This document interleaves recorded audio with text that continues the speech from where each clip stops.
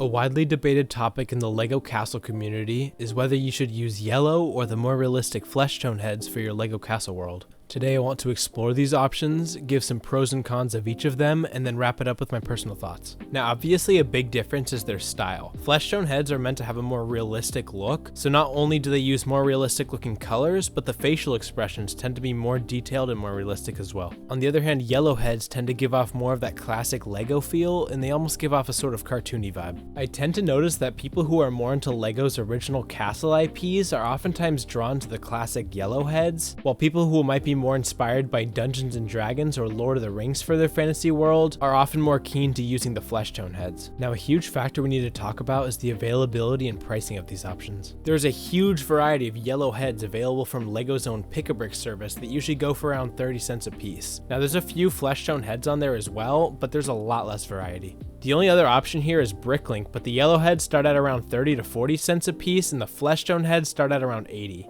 Even then, if you're looking for a specific head on the higher end, for a yellow head it'll be around $2 or $3, but for a flesh tone head it could be $10 or more.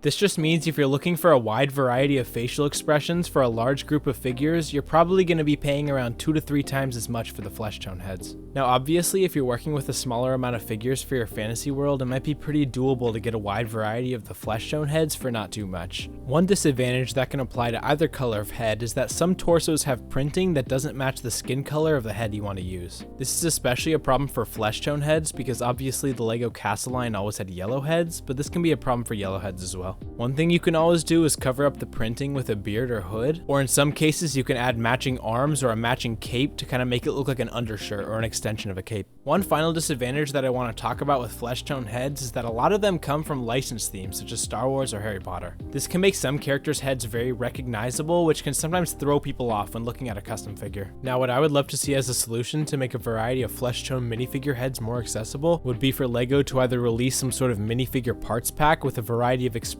in different skin tones, or put some more of the licensed to minifigure heads on Pick-a-Brick. Now personally, I use yellow heads for my LEGO Castle world. Initially from being a nostalgic fan of LEGO Kingdoms, but also because I have hundreds of figures and it would just be way too difficult and expensive to get enough unique flesh tone heads for all of them. I would honestly love to use them if I could, and I do have some plans for a second, smaller fantasy world in the works, but that's in the distant future. Also, one more thing that I have to say is do not mix yellow and flesh tone heads. Just stick with one or the other because otherwise it looks quite strange and the contrast doesn't work terribly well in my opinion. Anyways, let me know your thoughts on what types of heads you use in your fantasy world and why. If you like LEGO Castle content, why not subscribe because I make a new video every Saturday. And if you want to support the channel even more, you can earn a free $40 if you sign up with Rakuten using my affiliate link in the description. One more thing I want to say is thank you guys so much for 2,000 subscribers. All the support on the channel has really meant a lot and I appreciate every single one of you. As always, thank you for watching.